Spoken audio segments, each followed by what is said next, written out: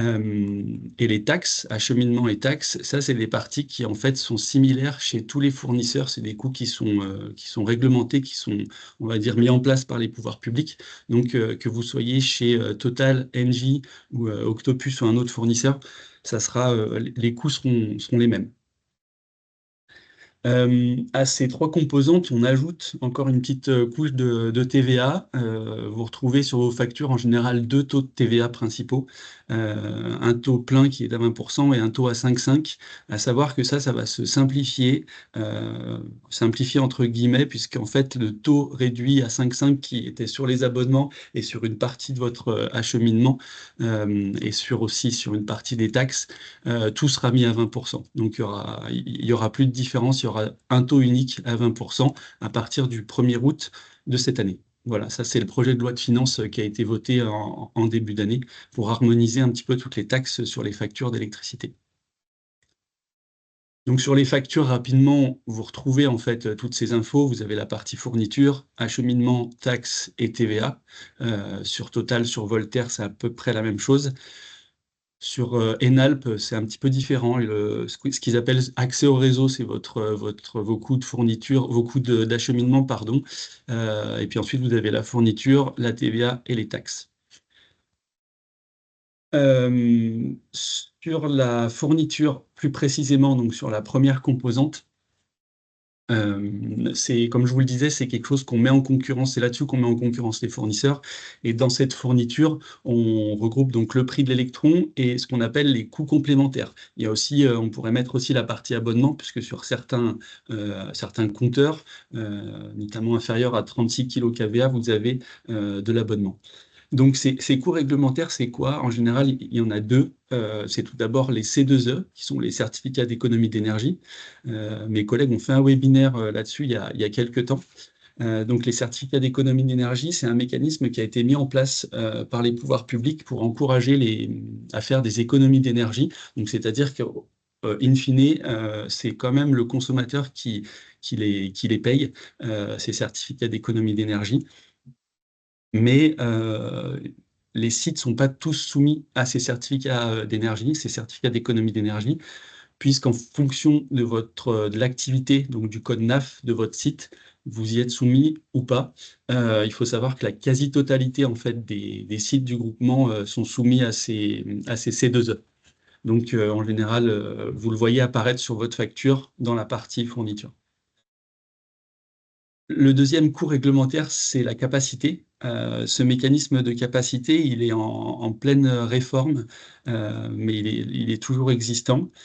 La capacité, en fait, c'était un moyen d'assurer la production d'électricité dans les périodes où le réseau électrique est très tendu. Donc, en général, en hiver, sur des jours qu'on appelle, c'est les jours PP1 ou PP2, que vous connaissez peut-être. Donc, en fait, plus vous consommez sur ces jours, et plus vous allez payer de capacité. Ce calcul de la capacité, il se fait pas site par site, il se fait à l'échelle en fait du groupement. Donc en fonction le fournisseur, en fonction de son portefeuille client et du profil de consommation de ses clients, il va devoir s'acquitter de ses garanties de capacité. Donc au final, ils sont facturés au consommateur. Et lui, il va acheter ses garanties de capacité en fait auprès de producteurs. Si vous voulez, c'est un moyen de rémunération pour des producteurs qui vont mettre justement des moyens de production pendant ces périodes de pointe. Donc en général, c'est des enchères qui se font tout au long de l'année. Et c'est un peu ce mécanisme de capacité, c'est un peu un outil de gestion du réseau avec on va dire un signal prix qui est différent sur ces périodes, où le réseau il est un peu tendu, où il y a beaucoup de demandes et pas forcément une offre qui correspond à la demande en face. Donc ces prix dans votre facture, ils doivent apparaître clairement et ils doivent être conformes au BPU qu'on vous fournit en début d'année. Et c'est pour ça qu'on vous les fournit en fait qu'en début d'année, donc à N+1, puisqu'on attend les dernières enchères de capacité qui sont en général en décembre pour avoir un BPU qui soit complet. Voilà, ça fait partie du fonctionnement de nos marchés. Donc, on retrouve sur les factures, c'est les kilowattheures, la capacité, l'abonnement, ça c'est assez facilement identifiable. sur les factures. Vous retrouvez aussi sur les factures des choses intéressantes, c'est-à-dire que vous avez vos informations, on va dire, contractuelles, où vous retrouvez votre numéro de point de livraison, qui peut s'appeler aussi PRM, point référence mesure, je crois, ou RAE, aussi souvent chez EDF, référence acheminement électricité. Vous retrouvez aussi votre segment de puissance, donc les C5, c'est tout ce qui concerne les compteurs en dessous de 36 kVA, donc de puissance. Vous retrouvez votre puissance souscrite et d'autres informations. Donc ça, c'est aussi voilà, des infos intéressantes à avoir pour chacun de vos sites et de vos compteurs. Chez Voltaire, c'est la même chose. On a donc la fourniture détaillée et les informations contractuelles. Donc là, on est plutôt sur un C4. Et chez Enalp, ça sera aussi voilà, la même chose. Là-dessus, on passe rapidement. On pourra voir peut-être ça en détail si vous avez des questions un peu plus tard. Enfin, en tout cas, en dehors du webinaire, vous n'hésitez pas à nous contacter. Chez EDF, pour les communes qui sont au TRV, parce que j'ai vu qu'il y avait quand même des participants au webinaire qui sont concernés par ces tarifs réglementés de vente, c'est un peu la même chose, sauf que vos informations contractuelles, elles sont dans 2 encarts séparés. Voilà. La deuxième composante de la facture, et c'est peut-être la plus difficile à appréhender, en tout cas c'est la plus complexe, c'est l'acheminement, la distribution en fait de l'électricité et le transport aussi. C'est ce qu'on appelle le TURP, le tarif d'utilisation des réseaux publics d'électricité. Ces tarifs, ils sont proposés par la Commission de régulation de l'énergie et c'est le gouvernement qui les valide. Donc on est actuellement dans la version 6 du TURP. Et il prendra fin au 31 juillet 2025. Donc on passera sur un TURP 7 au 1er août 2025 et on verra justement un petit peu les grandes lignes de ce TURP 7 dans les slides qui vont venir parce qu'il y a quelques changements. Donc ces frais liés à l'utilisation du réseau, au transport et à l'acheminement de l'électricité, on retrouve en général 3 composantes dedans. Vous avez une composante de gestion pour tout ce qui est lié en fait aux frais un petit peu, on va dire, de gestion client de la part des D10, l'accueil, la facturation. C'est des coûts qui sont fixes, qui sont exprimés en euros par an en fonction de votre puissance. On a aussi une composante de comptage qui, elle aussi, est fixe. Et cette composante de comptage, c'est tous les frais qui sont liés à la relève, le système informatique pour transmettre justement ces données de relève ou des relèves éventuellement à pied qui sont faites pour les compteurs qui ne sont pas évolués. Et ensuite, on a une composante de soutirage. Alors là, c'est vraiment, c'est des frais qui sont relatifs à votre consommation d'électricité, c'est-à-dire que vous avez une part variable et une part fixe dedans. La part variable, c'est vraiment plus vous consommez, plus vous payez de cette composante de soutirage. Et dans la part fixe de cette composante, elle dépend de la puissance de votre compteur. Donc c'est assez important d'avoir une puissance juste pour pas avoir un compteur à 36 kg si vous dépassez jamais les 18 kg. Voilà, donc ça, c'est des choses dans votre TURP qui sont dans les frais d'acheminement de votre facture qui peuvent être optimisables. Vous ne pouvez pas y échapper, vous ne pouvez pas être exonéré de ça, mais par contre, vous pouvez les optimiser. Et les études d'optimisation, en général, elles sont faites par les fournisseurs. En tout cas, dans les marchés, le fournisseur est tenu d'en faire au moins une par an. Normalement, vous les avez reçues l'année dernière, à peu près à l'automne, au mois d'octobre. Donc, c'est quelque chose qui est intéressant à regarder, puisque là-dessus, on peut quand même faire des économies sans trop d'efforts, sans forcément qu'il y ait trop de travaux sur les compteurs. Des fois, il n'y a même pas besoin d'intervention d'Enedis. Donc, voilà, l'optimisation de l'acheminement, c'est quelque chose sur lesquels on peut faire des économies. Cette grille de tarifs pour l'acheminement, elle n'est pas fixe dans le temps, elle évolue tous les ans, elle dure 4 ans, et tous les ans, il y a une révision, on va dire, au 1er août, en général, puisque cette année, ce n'était pas vraiment le cas. Mais voilà, elle bouge un petit peu. Sur vos factures, on voit souvent, ou dans nos factures même en tant que particulier, on voit souvent les termes échus, à échoir, régularisation. Ce qu'il faut retenir, c'est que sur cette composante, tout ce qui est frais fixes, en général, c'est facturé à l'avance, donc vous payez pour le mois qui vient, c'est-à-dire que c'est un terme à échoir, et tout ce qui est variable, donc plutôt vos consommations, vous payez tout ce qui vient de se passer, le mois qui vient de passer, donc c'est un terme qu'on dit échu. Voilà, c'est la règle à retenir. J'ai vu que sur Voltaire, c'était pas forcément le cas. Le fournisseur n'est pas toujours non plus à jour de sa facturation. Ça peut être un peu compliqué, je le comprends, mais voilà, ça c'est les grands principes. Le fixe, vous le payez en avance. La partie variable, vous le payez a posteriori. Donc on retrouve ces composantes sous-tirage, pontage, gestion sur toutes les factures. La différence sur les factures des communes et des membres du groupement qui sont au TRV, vous n'avez pas d'encart spécifique pour l'acheminement. En fait, c'est lié ça à à la méthode de construction tarifaire en fait, des tarifs réglementés qu'on dit par empilement de coûts, c'est-à-dire qu'en fait, simplement les coûts d'acheminement, les coûts commerciaux, tous les coûts qu'il va y avoir autour de ouais, de la commercialisation de l'électricité, ils sont intégrés déjà dans le prix, dans le kilowattheure dans les kilowattheures que vous consommez et dans l'abonnement. Donc, il n'y a pas d'encart spécifique. Donc, le cherchez pas forcément sur votre facture.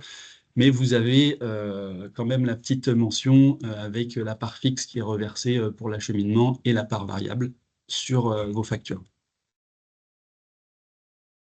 Alors, on en parlait juste avant, le TURPE 7 qui va arriver au mois d'août prochain. Il sera donc valable 4 ans comme le TURPE dernier, donc 2025-2029. Par contre, il aura des effets sur les consommateurs qu'au mois d'août 2026, en fait, sur les consommateurs, sur les factures des consommateurs au mois d'août 2026, puisqu'en février de cette année, là, le mois dernier, le TURP a été augmenté de 7,7% et la Commission de régulation de l'énergie n'a pas prévu d'autres augmentations avant août 2026. Alors, est-ce que les choses vont changer et qu'on aura des augmentations entre-temps? Ça, on peut pas le dire. Mais ce qui est prévu, c'est qu'il n'y ait pas de mouvement tarifaire du TURP d'ici août 2026. Voilà. Ce qu'il faut retenir sur ce TURP, enfin la version 7 de ce TURP, il y a 3 points clés à retenir.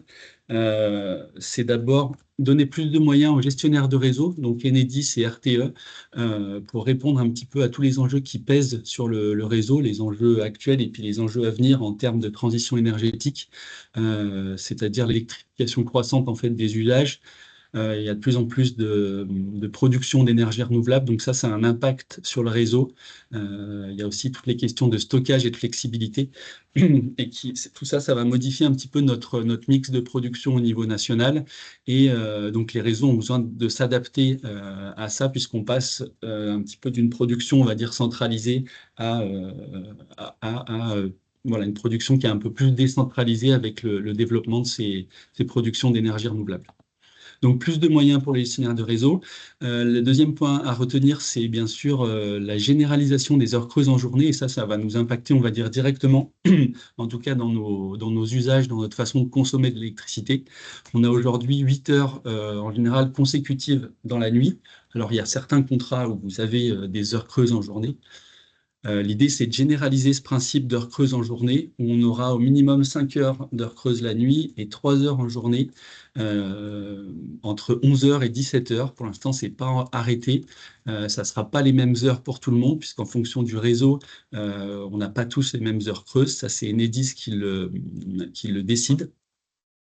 Et ces modifications, elles vont s'étaler entre octobre 2025 et la fin 2027. Votre fournisseur vous préviendra en général un mois à l'avance. En tout cas, c'est ce qui est prévu par la Commission de régulation de l'énergie. Donc, le fournisseur sera informé en amont. Et en théorie, et je vous inviterai quand même à vérifier au moment où je changerai de heure pleine, heure creuse, c'est de vérifier que sur tous vos appareils qui sont connectés à votre compteur, que les mises à jour se fassent bien, en tout cas que vos appareils prennent bien en compte ces nouvelles heures creuses dans la journée. Vous n'aurez pas forcément les mêmes heures creuses en été et en hiver. Il n'y aura peut-être pas d'heures creuses justement en hiver. Donc ça va dépendre. C'est pas encore bien fixé, mais ça va dépendre un petit peu d'Enedis. Et comme je vous l'ai dit, ça s'étalera jusqu'à fin 2027. Ensuite, le troisième point clé de ce TURP, c'est de pérenniser en fait les coûts qui sont liés aux compteurs qui ne sont pas de dernière génération, les compteurs qui ne sont pas communicants.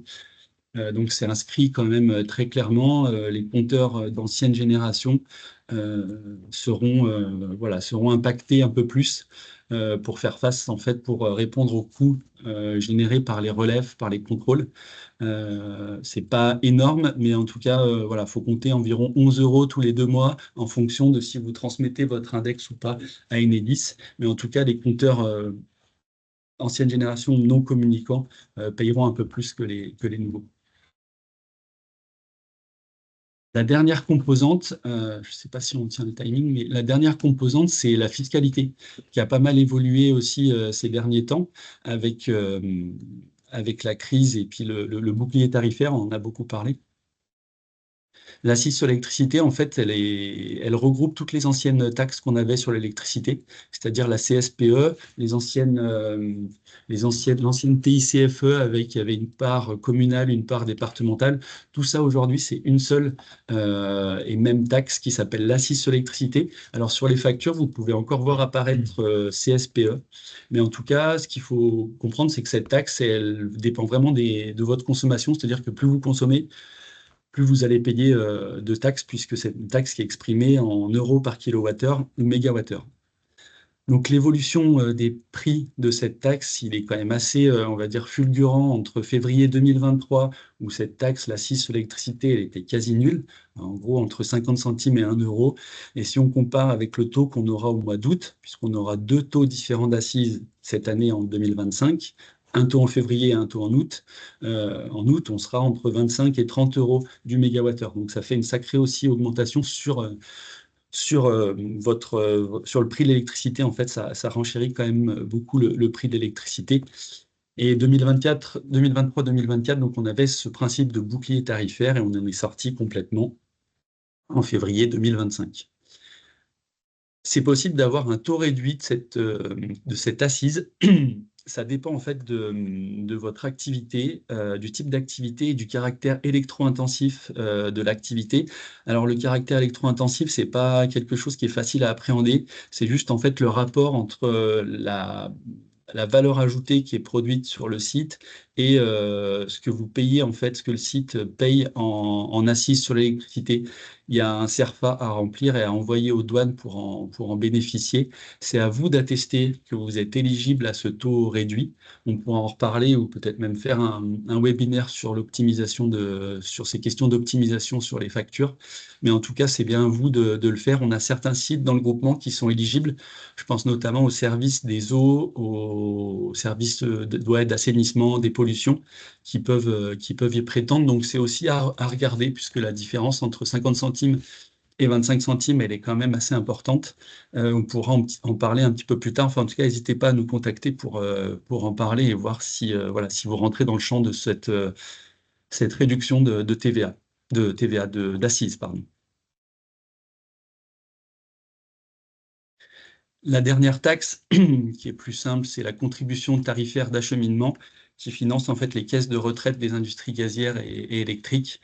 Cette taxe, elle est de 21,93% sur la part fixe de votre acheminement. Voilà, c'est assez précis et facile à calculer. On ne va pas s'étaler dessus. Donc, on le voit bien sur les factures, dans taxes et contributions, ça apparaît assez facilement. On voit bien que certains fournisseurs n'ont pas encore la nouvelle appellation assise, mais je pense que ça devrait pas tarder. Voilà, chez Enalp, chez EDF, c'est pareil, ça apparaît assez clairement. Ensuite, et pour finir un petit peu l'intervention, ce qui est intéressant, c'est de voir le prochain marché, les prix voilà, les prix qui seront officialisés dans le prochain marché. Notre consultation, donc pour 2026-2027, elle a été menée en juin 2024. Et donc, on a relancé en fait un marché de 2 ans, 2026-2027. Il n'y a pas de changement sur le LOB et sur le LOC, puisque les fournisseurs resteront les mêmes. Je rappelle que le LOB, donc, c'est l'électricité verte. On avait fait un lot spécifique pour cette demande. Et puis le LOC, c'est plutôt pour les régies, les sites qui sont sur des, euh, des régies communales. Et donc, le gestionnaire de réseau, c'est pas Enedis, mais c'est vraiment la régie communale. Donc voilà, c'est un lot spécifique. Et sur le lot A, où vous avez Total actuellement, c'est Octopus Énergie qui a remporté la consultation. Donc là, il y aura un changement de fournisseur. Et le gros changement, c'est qu'on récupère aussi tous les sites qui étaient éligibles aux tarifs réglementés de vente et on a fait un lot spécifique. On a comparé en fait les prix des tarifs réglementés en juin 2024 à ceux du fournisseur Octopus Énergie. Et donc, on arrive à des prix plus intéressants en revenant sur une offre de marché. Voilà. Donc, il y aura une bascule à faire aussi pour les membres qui ont aujourd'hui des contrats en tarifs réglementés. Par rapport au budget 2025, on a une baisse qui est quand même significative sur tous les lots. Alors peut-être un peu moins sur le lot tarif réglementé, TRV, tarif réglementé de vente, puisqu'il y a eu une baisse là au mois de février et ça fait que la différence entre les prix de la consultation et les prix actuels des tarifs réglementés, bah, il y a un petit peu moins d'écart, mais voilà, ce sera quand même plus intéressant. Il y a une vraie baisse sur certains lots, notamment le lot avec Voltaire et le lot Octopus. Donc, c'est des comparaisons qu'on a fait à la maille de chaque lot, donc c'est-à-dire tout site confondu, toute puissance confondue. Euh, à la maille de chaque site, ces évolutions, elles sont peut-être plus ou moins, voilà, plus ou moins fortes. Elles peuvent être un petit peu différentes. Mais bon, en tout cas, ça donne des grandes tendances de prix pour l'année prochaine. On peut vous faire passer, si vous le souhaitez, déjà des estimations de prix pour 2026 pour avoir une idée euh, de votre budget électricité pour l'année prochaine. Je vous redonne les coordonnées des fournisseurs du marché actuel, donc Total, Voltaire. Pour toutes vos demandes techniques, j'ai l'impression, moi, pour ma part, que ça se passe plutôt bien. En tout cas, les fournisseurs, il y a un retour fournisseur qui se fait et ça, c'est important que les demandes soient prises en compte et qu'elles soient prises en compte rapidement, modulo les quelques peut-être problèmes qu'on peut rencontrer. Mais voilà, essayez de passer aussi par l'espace client pour avoir une trace de votre demande, ça peut être intéressant chez Enalp et chez EDF. Le support de présentation, on vous le redonnera, bien sûr, je vais vous l'envoyer par mail. Il y aura d'autres slides qui viendront compléter cette présentation. On n'a pas eu le temps de les aborder aujourd'hui, mais vous aurez un petit peu plus d'infos avec quelques slides supplémentaires, notamment sur le fonctionnement du groupement et la TVA. Voilà, juste pour revenir, peut-être, j'ai oublié voilà, pour revenir sur le marché 2026-2027. Le déroulé, on va bientôt donc arriver à la fin des marchés actuels. Il y aura une bascule qui va s'opérer donc au 1er janvier. Ceux qui l'ont déjà vécu, en fait, bah, vous savez que c'est quand même un gros travail de votre côté fournisseur et côté SDES. Le fournisseur va revenir vers vous, il va vous demander de valider votre périmètre. Je pense au mois de septembre ou au mois d'octobre. Et ensuite, la bascule se fera automatiquement au mois de janvier 2026. Hop, voilà. Moi, j'ai fini avec la présentation. On va pouvoir passer aux questions. On vous fera passer, donc, comme j'ai dit, le support avec un questionnaire de satisfaction. Je le dis maintenant, mais en général, on essaye d'avoir un petit peu votre retour sur les webinaires qu'on fait, puisque c'est assez nouveau au SDES, c'est le deuxième qu'on fait.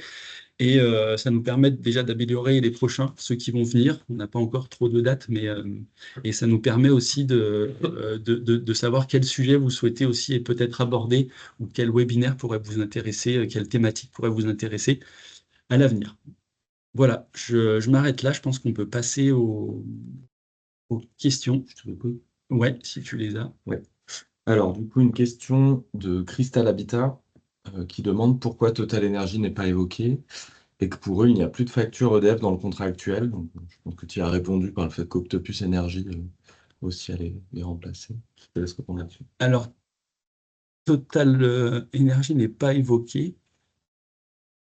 Plus de facture EDF dans le contrat actuel. Oui, c'est normal qu'il y ait que Crystal Habitat, vous ayez plus de factures EDF. En fait, les factures EDF, c'est que les membres du groupement qui sont concernés par des tarifs réglementés. Et pour être éligible au tarif réglementé, il y a deux critères. Il faut employer moins de 10 ETP, 10 agents ETP et moins de 2 millions d'euros de recettes dans votre budget. Voilà, c'est les conditions qui sont mises en place. Il faut respecter ces deux critères qui sont cumulatifs pour pouvoir bénéficier des tarifs réglementés de vente. Donc, Crystal Habitat est pas éligible. Donc, vous avez en théorie que des factures Total Énergie sauf si vous avez des sites qui sont sur des territoires de régie. Voilà. Et l'année prochaine, en effet, on n'aura plus du tout Total Energy puisqu'on passera chez Octopus pour le lot qui vous concerne. Une autre question, est-ce qu'il faut passer par le SDES ou par le fournisseur pour modifier une puissance souscrite?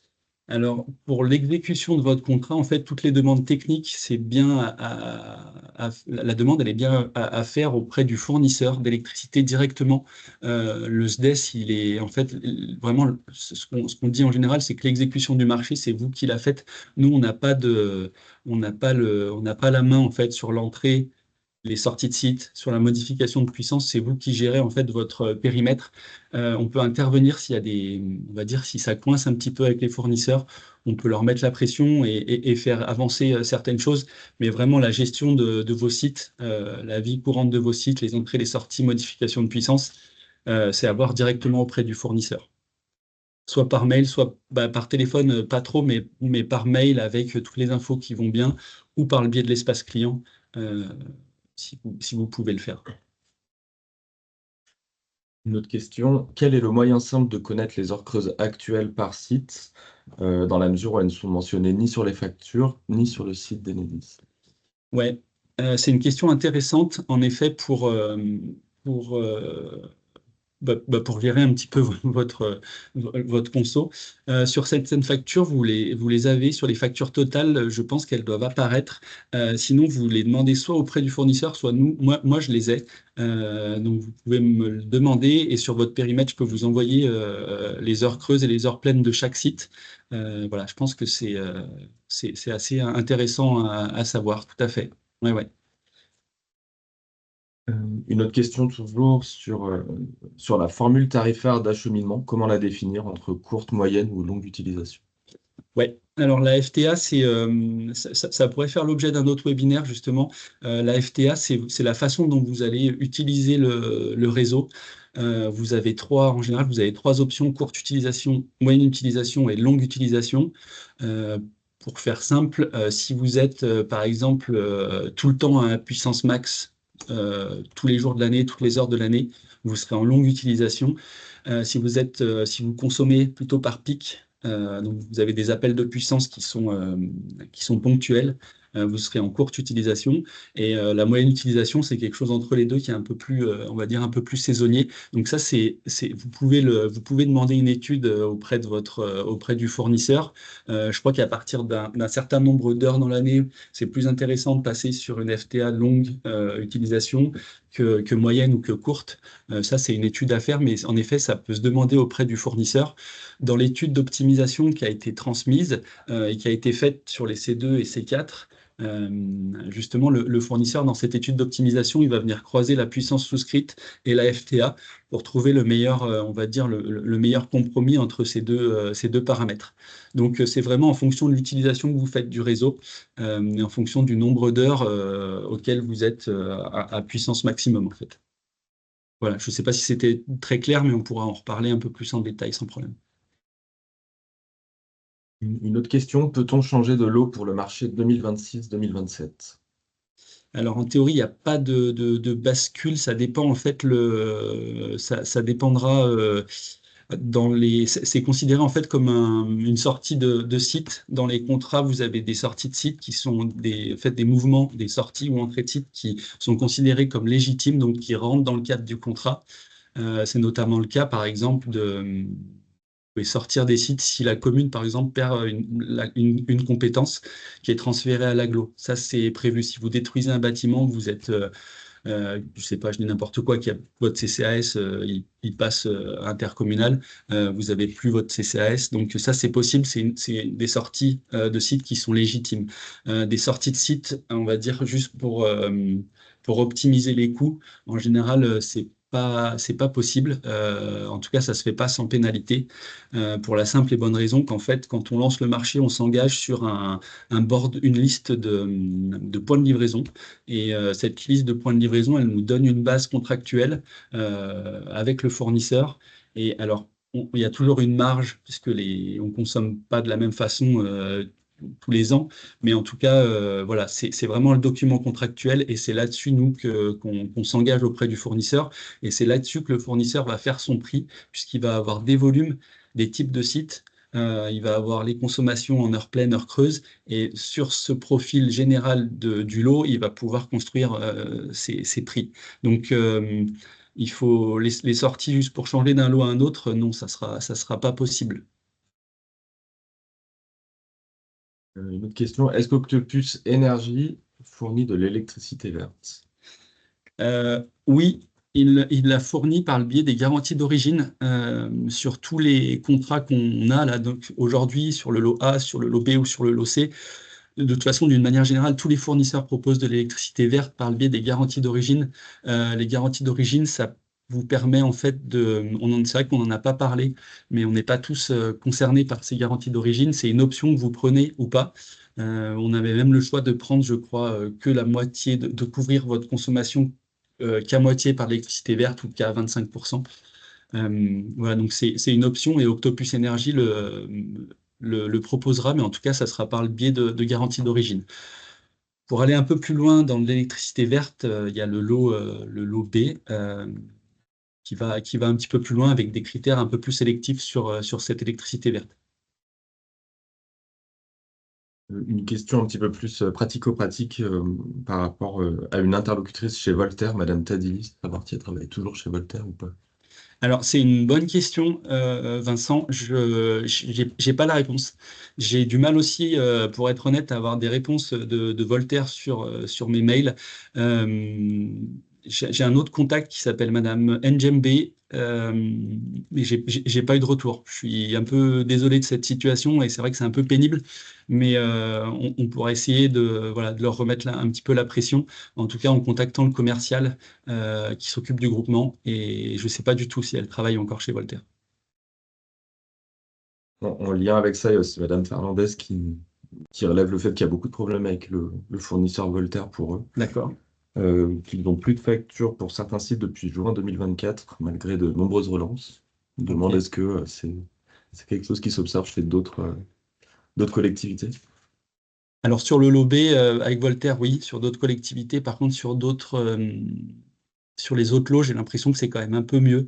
En effet, j'ai repris un petit peu la facturation de Voltaire, et en effet, il y a encore, il y a encore pas mal de retard. C'est vraiment pénible parce que nous, on a besoin aussi de ces remontées d'informations, notamment pour nos conseillers en énergie partagée.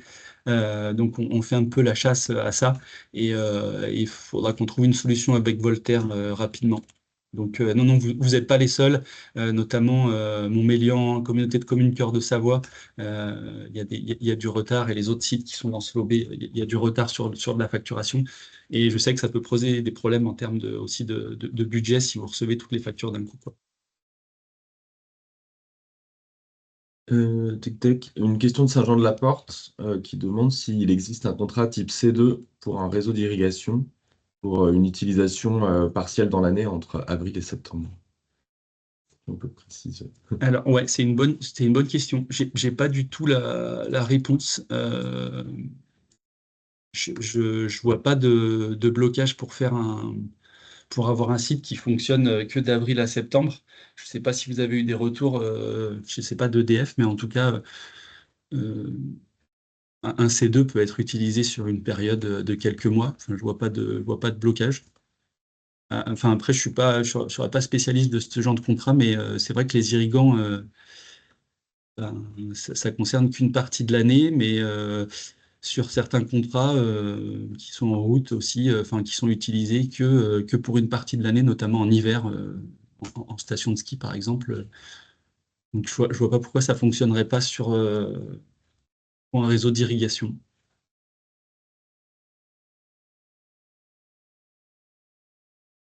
C'était la dernière question, après une autre remarque sur Voltaire, Ouais, pour dire que voilà, la ville de Montmélian avait le même problème et qu'il travaillait pour y remédier.